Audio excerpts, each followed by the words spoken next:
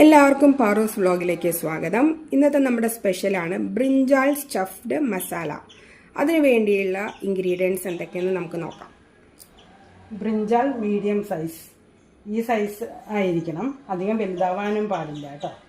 പിന്നെ എന്തൊക്കെയാണ് വേണം? മുളക് പൊടി 1.5 സ്പൂൺ, മല്ലിപ്പൊടി 1.5 സ്പൂൺ, കടലപ്പൊടി 1.5 സ്പൂൺ, 1 സ്പൂൺ ഉപ്പ്, ഗരം മസാല 1/2 സ്പൂൺ, ഇഞ്ചി, വെളുത്തുള്ളി, പച്ചമുളക്, 1 തണ്ട് കറിവേപ്പില, പച്ചമുളക് 2 മതി. ഇതെല്ലാം കൂടി അരച്ച് പേസ്റ്റാക്കി വച്ചേക്കുന്നതാണ്. ഇത് ജീരകം വറുത്തിടാൻ, 1 നാരങ്ങ, പിന്നെ സൺഫ്ലവർ ഓയിലാണ് ഞാൻ എടുത്തേക്കണത്.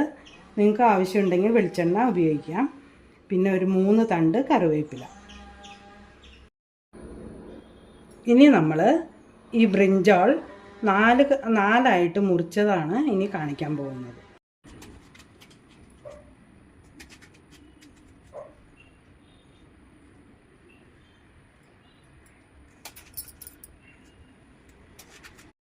ബ്രിഞ്ചാൾ കട്ട് ചെയ്ത് ഇങ്ങനെ 4ആക്കി മുറിച്ച് വച്ചിട്ടുണ്ട്. ഇത് ഇത്രേ പാടുള്ളൂ. ഇത് ഇവിടെ വരിക പാടുള്ളൂ, കുറേ അങ്ങോട്ട് താഴത്തേക്ക് കട്ട് ചെയ്യാൻ പാടില്ല. ഇത് ഇനി നമ്മൾ മസാലയൊക്കെ സ്റ്റഫ് ചെയ്തിട്ട് കാണിച്ചു തരാം. സ്റ്റഫിങ് ചെയ്യാനുള്ള മസാല നമുക്ക് റെഡിയാക്കാം. ഈ എടുത്ത് വെച്ചേക്കുന്ന മസാല മുഴുവനും ഇതിലേക്ക് ഇടാം.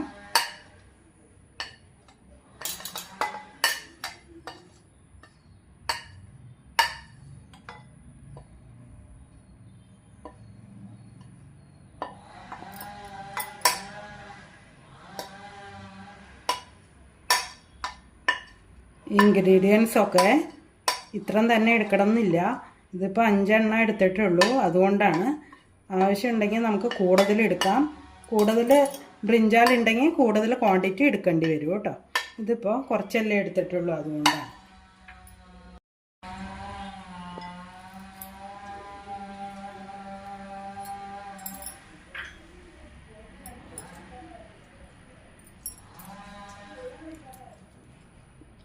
ഒരു നാരങ്ങ നമ്മൾ പിഴിഞ്ഞിട്ടുണ്ട്. നമുക്ക് നാരങ്ങയ്ക്ക് പകരം വേണമെങ്കിൽ 2 സ്പൂൺ തൈര് ഒഴിക്കാം. ഞാൻ തൈര് ഒഴിക്കുന്നില്ല, നാരങ്ങയാണ് എടുത്തിട്ടുള്ളത്. ഒരു നല്ല പുളിരസം വേണം ഇതിന്. ഇതിങ്ങനെ മിക്സാക്കണം, നല്ലോണം കുഴഞ്ഞിരിക്കണം. വെള്ളം പാടില്ല കേട്ടോ ഇതിലധികം. ഇങ്ങനെ ഇരിക്കണം. സ്റ്റഫ് ചെയ്യാനുള്ളതല്ലേ, ഉള്ളിൽ ഇങ്ങനെ നല്ല ബൈൻഡാക്കി ആക്കാൻ വേണ്ടിയിട്ടാണ് നമ്മൾ ഇതിങ്ങനെ ചെയ്യണത്. കുറേ വെള്ളം പാടില്ല. വെള്ളം കൂടിക്കഴിഞ്ഞാൽ അതിൻ്റെ ഉള്ളിൽ ബൈൻഡ് ആവില്ല. അതുകൊണ്ടാണ് ഈ ഒരു പരുവായിരിക്കണം മസാല. ഇത് നമ്മൾ സ്റ്റഫ് ചെയ്യാൻ പോവാണേ.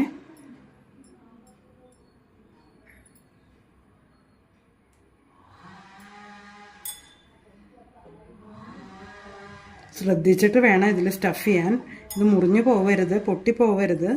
ബ്രിഞ്ചാളിൻ്റെ ഉള്ളിൽ നല്ലോണം ബൈൻഡാക്കി വെക്കണം. കുറേ അധികം മസാലയും പാടില്ല ഇതിൻ്റെ ഉള്ളിൽ, ആവശ്യത്തിനേ പാടുള്ളൂ. ഇതിങ്ങനെ ആയിരിക്കണം.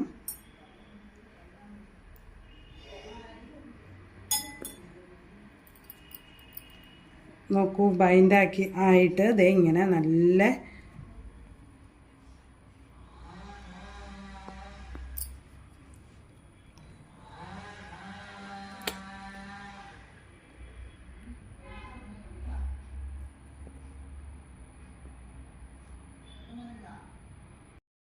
ഇപ്പം നമ്മൾ ബ്രിഞ്ചാൾ ഒക്കെ കട്ട് ചെയ്ത് സ്റ്റഫ് ചെയ്ത് വച്ചിട്ടുണ്ട്.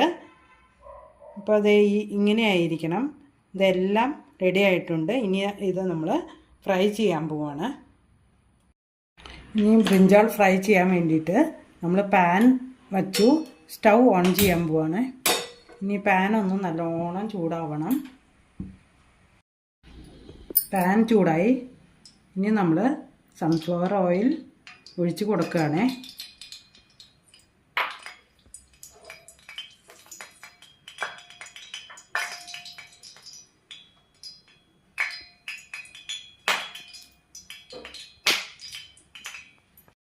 പാൻ നല്ലോണം ചൂടായിട്ടുണ്ട്. ഇതിലേക്ക് 1 സ്പൂൺ ജീരകം ഇട്ട് കൊടുക്കുകയാണേ. ജീരകം നല്ലോണം പൊട്ടി വരട്ടെ. ഈ ജീരകം ഇടണത് നല്ലൊരു ഫ്ലേവർ കൊടുക്കും ഈ ഫ്രൈക്ക്. അതിലേക്ക് മാറി നിൽക്കണം, അടുത്തുനിന്ന് പൊട്ടിത്തെറിക്കും. കറിവേപ്പില ഒരു 3 തണ്ട് ഇട്ട് കൊടുത്തിട്ടുണ്ട്. ഇനി ഇതിലേക്ക് നമ്മൾ ഈ ബ്രിഞ്ചാൾ സ്റ്റഫ്ഡ് നിരത്തി വയ്ക്കുവാണ്.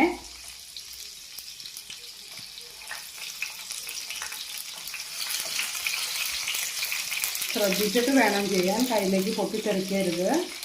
ശ്രദ്ധിച്ചിട്ട് സിമ്മിൽ വെച്ചിട്ട് വേണം ചെയ്യാൻ. ഇനി ഇവിടെ കിടന്നത് ഒരു അരമണിക്കൂർ സ്റ്റഫാവട്ടെ. നല്ലപോലെ സോഫ്റ്റ് ആവണം, ഇത് സ്റ്റഫായി വരണം. അതുവരെ സ്റ്റൗ സിമ്മിൽ വെച്ച് ഇത് അടച്ച് വയ്ക്കുക. നമുക്കൊന്ന് മറിച്ച് നോക്കാം എന്തായാലും. ഈ ഒരു പരുവായിരിക്കണം. First stage ഇങ്ങനെയായിരിക്കണം. എല്ലാം നമുക്ക് ഇങ്ങനെ മറിച്ചിടാം.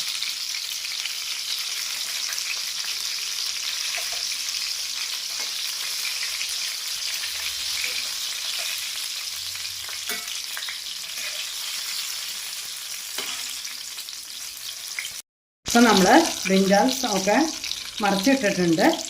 ഇനി ഇവിടെ ഈ മറ്റേ സൈഡ് കിടന്ന് നല്ലോണം സോഫ്റ്റ് ആവട്ടെ.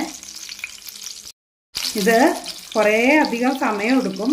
ഇത് നല്ല ക്ഷമയോടെ പയ്യെ പയ്യെ മറിച്ചിട്ട് കൊടുക്കണം. ഇത് ഇടയ്ക്ക് പൊട്ടിത്തെറിക്കും, സൈഡിൽ ഇങ്ങനെയൊക്കെ വരുന്നുണ്ടല്ലോ. അതുകൊണ്ടാണ് ശ്രദ്ധിച്ച് മര്യാദയ്ക്ക് ചെയ്യണം കേട്ടോ. നമുക്ക് മറ്റേ സൈഡ് ഒന്ന് തിരിച്ച് നോക്കാം ആയോ ഒന്ന്.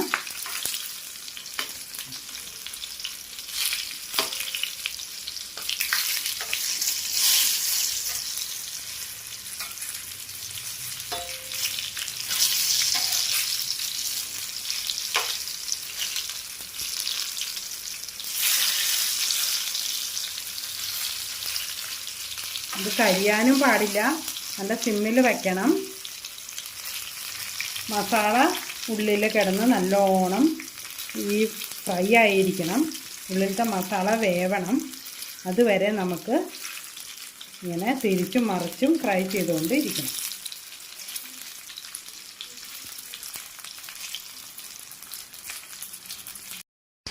ഇപ്പം നമ്മൾ നോക്കുമ്പോൾ ഈ വഴുതനങ്ങ ഇങ്ങനെ ഫ്രൈ ആയിട്ടുണ്ട്. ഈ പരുവമായല്ലോ. ഇനി നമ്മൾ എന്താ ചെയ്യണ്ടേ? ഈ ഉള്ളിലത്തെ മസാല വേവണം. അതിന് വേണ്ടിയിട്ട് ഇവിടെ കുറച്ച് വെളിച്ചെണ്ണ അല്ലെങ്കിൽ ഓയിൽ ഇങ്ങനെ ഒഴിച്ച് കൊടുക്കണം കേട്ടോ. നല്ലോണം ഇതിൻ്റെ ഉള്ളിൽ വേവണം, അല്ലെങ്കിൽ മസാല വേവില്ല. ഇങ്ങനെ ഒഴിച്ച് കൊടുത്ത് നല്ലപോലെ ഉള്ളിൽ സോഫ്റ്റ് ആവണം. നല്ല പോലെ എന്ന് പറഞ്ഞാൽ നല്ല പോലെ തന്നെ വേവണം. അല്ലെങ്കിൽ മസാലയുടെ പച്ചസ്വാദ് നമുക്ക് ടേസ്റ്റ് തരില്ല.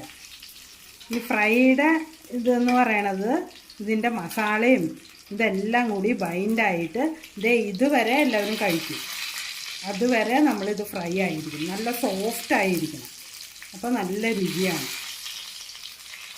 ഇങ്ങനെയാണ്.